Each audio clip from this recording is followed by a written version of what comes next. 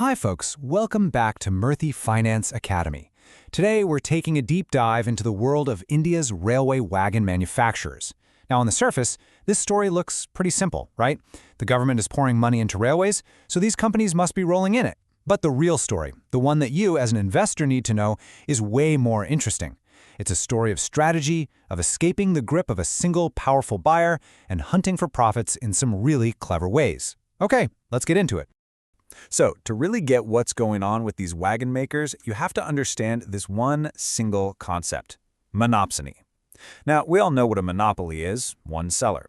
A monopsony is just the opposite. It's a market with only one major buyer.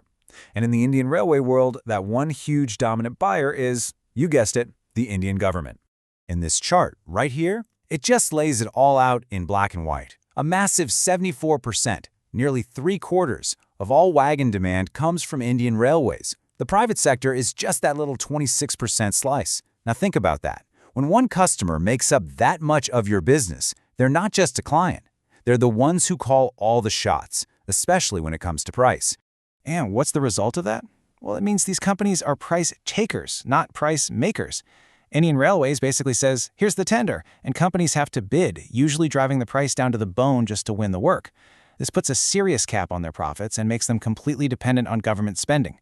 So the big question is, how on earth do you build a great business when the market is set up to squeeze your margin? Well, this is where it gets really smart. The top companies aren't just sitting back and accepting it. They've actually developed a playbook to go out and find those higher margins. And it all boils down to one key idea: shifting the mix of their business. So the first move in this playbook is to change who you're selling to. Think about it like this.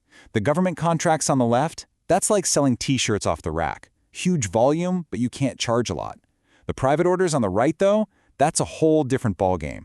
These are custom jobs for specific companies needing special wagons to carry their unique products. And that customization is where the magic happens for their bottom line. Because they're providing a specialized, tailor-made solution, they get their pricing power back. And how much of a difference does that make?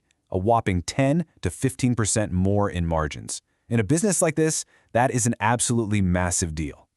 Okay, the second strategic move is maybe even more important: changing what you're selling. Just look at these numbers. Your standard freight wagons, basically big steel boxes on wheels, they bring in a pretty tight 10 to 12% margin. But look over at passenger coaches. We're talking about things like the Vande Bharat trains, with complex electronics, interiors, safety systems, the works. The margins there are double, sometimes even triple, sitting pretty at 20 to 30%. The playbook is clear: move from simple boxes to complex people movers. And listen, this isn't just some theory. It's actually happening. Take a look at this quote from Titagarh Rail Systems.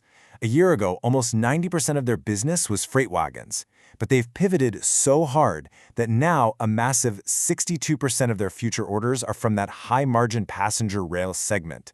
That is a huge, deliberate shift toward profitability. But, it's one thing to get these fancy new orders. It's another thing entirely to actually build them. And that brings us to the next crucial part of the playbook: taking control of your own supply chain. For years, there was this massive problem with a critical part: the wheel set. Supply was super tight, and a recent shortage literally brought production to a grinding halt, costing companies a fortune. So what did they do? They started building their own wheel factories. This is such a smart move. Defensively, it means they'll never get stuck waiting for parts again. But it's also an offensive move.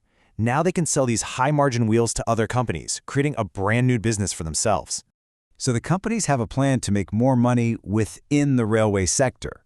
But the really savvy players know that for true long-term safety, you can't be so dependent on just one industry. And that leads us to the final chapter in their playbook: diversification. And we're not talking about some small side projects here. These are ambitious, game-changing goals. Titagarh is aiming for 50 to 60% of its revenue to come from passenger rail.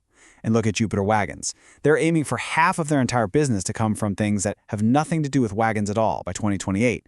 That's them telling the market, we are not just a wagon company anymore. So where are they putting their chips? It's a fascinating list. They're using their heavy engineering skills to get into defense, shipbuilding, and making parts for metro systems. And they're also jumping into future-facing industries like electric vehicles and battery storage. It's a really interesting mix of stable and high-growth sectors. Now, as an investor, this is where you have to look closely at the different strategies. On one side, you've got defense and shipbuilding. These are long, slow projects, but they're high-value government contracts that provide stability. On the other side, you've got something like EVs, a high-risk, high-reward, explosive growth market. For example, Jupiter is already aiming for 200 crores in revenue from its EV business pretty soon. It's a classic balance of stability versus growth. And all of this brings us to the final analysis, the core dilemma for anyone looking to invest here. What we have is a story of fantastic short-term visibility, but it's bumping up against some very real, long-term structural risks. On the one hand, the recent past has been absolutely incredible. Just last year, Indian Railways put out a record-breaking tender for 72,000 wagons. That one move stuffed the order books of all these companies, giving them a clear runway of work for the next couple of years. The pipeline looks packed. But, and this is a really big but, you can't just ignore the risks that have always been a part of this industry. It's still a cyclical business tied to government spending. That monopsony risk from Indian Railways hasn't gone away, and we already saw how supply chain issues can shut things down. In fact, we're already hearing that the flood of big government orders is starting to slow down, which makes you wonder, what happens next? So here's the billion-dollar question you have to answer. Are all these smart moves into private clients, passenger coaches, and totally new industries, are they a strategic masterstroke that's building the next generation of resilient manufacturing giants? Or is it a high-stakes gamble to outrun the deep-seated risks of a business that's always, at its core, tied to a single powerful customer? That's the question you have to figure out. If you like the video, please do like, share, and subscribe to Mirth Finance Academy.